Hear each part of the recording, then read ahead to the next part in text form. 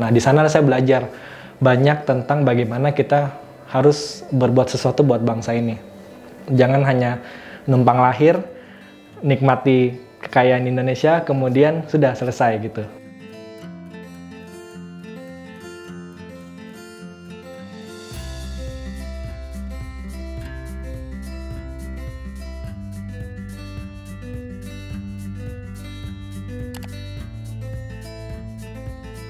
Saya Hersan Tendean, saya lahir di Makassar tahun 81 dan saat ini saya di Jakarta.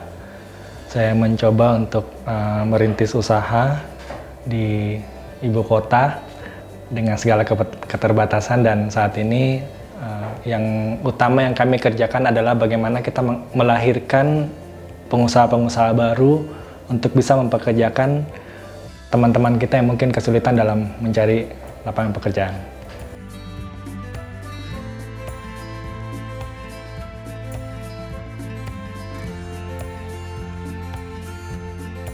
Memulai karir di Jakarta tentu bukan hal yang mudah. Saya lahir dan besar di Makassar itu sampai usia kurang lebih 25-26 tahun ya, kurang lebih. Kenapa saya memutuskan meninggalkan Makassar? Karena saya merasa untuk menjadi seseorang yang memiliki pemikiran yang lebih luas, memang kita harus tinggalkan kampung halaman. Ketika di Makassar itu bukan sesuatu yang mudah, dan saya bukan dari latar belakang keluarga yang berkecukupan gitu ya. Ketika itu saya kuliah cuma 4 semester kurang lebih. Saya memutuskan berhenti kuliah karena saya melihat kondisi keuangan keluarga juga yang masih selalu dibantu sama kakek gitu ya. Akhirnya saya bekerja di salah satu warung internet tahun 99 atau awal tahun 2000. Nah, waktu itu lagi di Makassar lagi booming-boomingnya namanya internet cafe. Waktu di awal itu internet cafe di Makassar mungkin hanya ada 3 atau 4. Saya pada saat itu yang baru lulus sekolah, baru masuk ke jenjang kuliah, terus bekerja di warung internet yang mana banyak anak muda ngumpul. Nah, di sana saya mulai belajar bagaimana mencari uang, dan ketika sudah mulai mendapatkan uang, sekolah ditinggal. Tapi itu berlangsung mungkin kurang lebih 2-3 tahun, kemudian kami akhirnya membuka usaha sendiri, warung internet juga. Ketika 2 tahun kemudian, persaingan internet cafe di Makassar sudah mulai sangat tidak sehat, dan akhirnya kami harus tutup karena nggak nutup biaya. Nah, di sana ketika kejadian itulah saya memutuskan untuk mencoba mengadu nasib keluar dari kota kelahiran.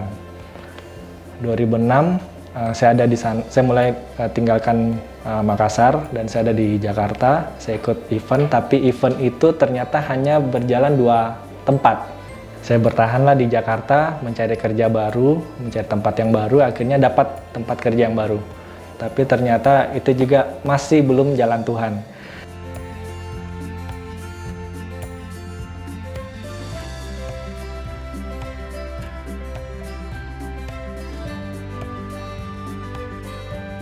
Setelah itu karena saya nggak punya pilihan, saya mendatangi salah satu tokoh gitu ya, cukup disegani juga di Indonesia, dan tokoh ini adalah satu-satunya orang yang sangat dihormati oleh pimpinan saya sebelumnya.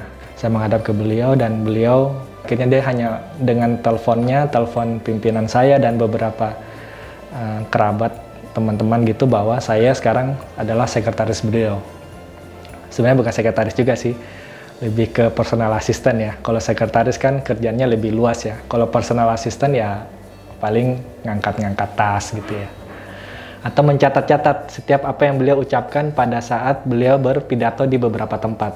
Nah, hampir sekitar 1-2 tahun tugas saya itu hanya mencatat aja apa yang dia sampaikan di depan umum, dan kalimatnya kurang lebih hampir sama.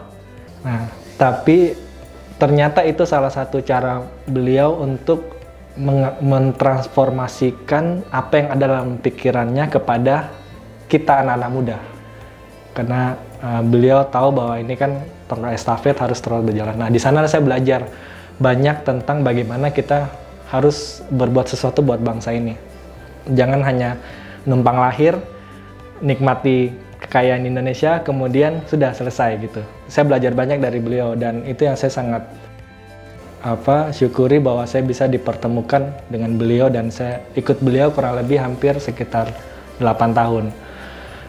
Ya 8 tahun sampai akhirnya 2016 sekitar Agustus beliau dipanggil Tuhan karena sakit. Tapi ketika ikut beliau 3 tahun sebelum beliau dipanggil Tuhan itu, setiap sore saya pasti dipanggil sama beliau itu hanya untuk ngobrol saja di depan ruangannya.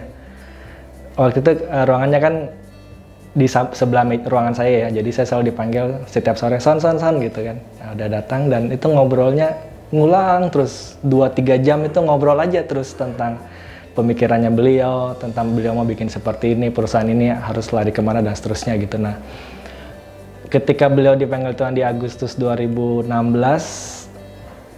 bulan-bulan awal itu di situ saya ada sesuatu yang hilang gitu loh, bahwa oh ternyata saya kangen nih masa-masa kayak gini. Ternyata dia menceritakan seperti itu karena mungkin ada cita-cita yang belum tercapai gitu. Nah di sana saya nggak tahu kemampuan saya seperti apa, tapi saya cuman berusaha saja bahwa ketika ada seorang yang memberikan sesuatu yang baik buat bangsa ini, kenapa enggak kita teruskan gitu ya. Nah bersama tim apa adanya pada waktu itu perusahaan sudah lumayan berjalan pada waktu itu.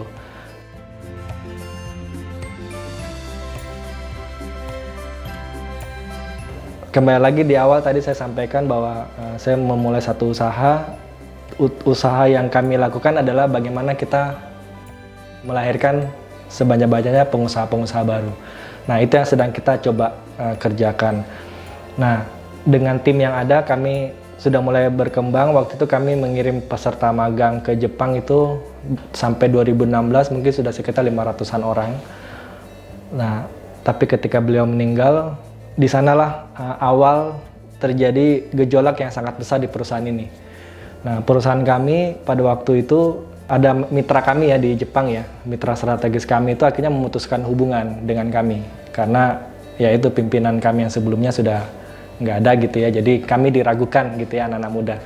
Tapi ya itu jadi tantangan buat kami. Saya sempat berpikir gini, saya dan istri profesional gitu ya, kita bekerja di satu tempat dan kita yakin dengan kemampuan kami bisa lakukan sesuatu buat perusahaan.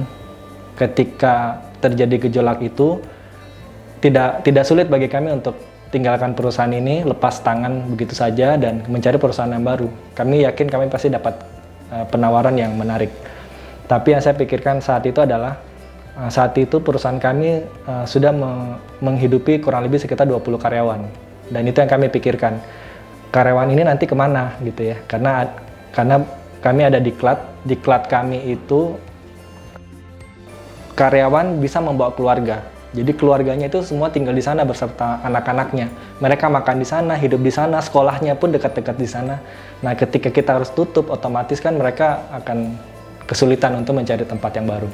Nah itu yang kami pertimbangkan dan saya cuman berdoa bahwa Tuhan, niat saya itu cuman ingin membawa teman-teman ini tetap bisa bertahan dengan kondisi yang ada. Dan saya yakin Tuhan pasti akan bantu. Masa-masa sebelumnya, masa-masa lebih sulit saja Tuhan bantu, apalagi yang seperti sekarang gitu ya. Saya sangat yakin di sana. Akhirnya saya memutuskan waktu itu saya berangkat ke Jepang. Saya coba meyakinkan relasi-relasi kami yang tersisa gitu ya. Akhirnya kami dari 13 relasi, akhirnya kami bisa mempertahankan 10 relasi. Nah, dan ada satu sahabat saya di Jepang, kami sudah berteman sampai hari ini tuh sudah mungkin lebih dari 12 tahun ya. Waktu itu kan berarti sekitar 2 tahun, 3 tahun baru kenal beliau. Tapi beliau komit, oke, dia akan bantu kami. Dan kita memulai lagi sesuatu dengan modal 10 relasi tersebut di 2017. Hingga saat ini 2020 kemarin, sekalipun dalam situasi pandemi kita ada penurunan yang cukup signifikan, tapi kami puji Tuhan sudah memberangkatkan dari dulunya cuma 500, sekarang sudah 1.500 orang. Nah, tapi tujuan kami bukan di sana. Tujuan kami bukan mengirim sebanyak-banyaknya peserta magang ke Jepang. Karena tujuan daripada perusahaan ini adalah bagaimana kita kembali tadi melahirkan pengusaha-pengusaha baru untuk bisa mempekerjakan orang-orang yang ingin membutuhkan pekerjaan gitu ya, lapangan pekerjaan. Oke. Nah, teman-teman yang berangkat ke Jepang itu kan tentu mereka hanya memiliki 2 dari 4 syarat menjadi pengusaha mandiri. Pertama, modal, kedua skill, ketiga karakter manajemen dalam usaha tersebut, kemudian pemasaran. Nah, teman-teman ini pasti sudah punya modal dan skill. Tapi ketika mereka nggak menguasai tentang manajemen satu perusahaan, otomatis seperti buang duit di laut. Mereka investasi, habis gitu ya. Apalagi mereka nggak tahu bagaimana pemasaran di Indonesia, itu jadi masalah. Nah, karena itu perusahaan kami berusaha untuk melakukan pendampingan selain pengiriman ke Jepang adalah manajemen dan pemasaran. Karena itu perusahaan kami tahun 2018 akhir kami dirikan satu perusahaan lagi yang khusus bergerak untuk mereka yang pulang dari Jepang untuk belajar lagi, untuk belajar bagaimana menjadi pengusaha yang mandiri. Nah, kami masuk ke sektor yang paling kuat di Indonesia menurut kami ya, yaitu pertanian. Kita punya lahan yang sangat luas, kita punya tanah yang subur, kita terletak di daerah Khatulistiwa dan semua negara mengakui tanah kita sangat subur. Kenapa petani kita masih miskin? Nah, kita dalam hal ini tidak mau menyalahkan siapa-siapa, tapi kami hanya ingin melakukan sesuatu yang mungkin bisa satu waktu bisa berkontribusi bagi bangsa ini. Nah, ini salah satu dari misi kedua. Misi pertama tadi kan pemagangan ke Jepang. Misi kedua adalah bagaimana kita memanajemen mereka, teman-teman yang pulang, dan membantu mereka memasarkan produk yang bisa dihasilkan. Nah, harapan kami teman-teman yang belajar di kebun kami gitu ya, mereka bisa belajar banyak hal sampai mereka bisa mandiri. Dengan modal yang mereka punya, akhirnya mereka bisa menjadi pengusaha di tempatnya masing-masing.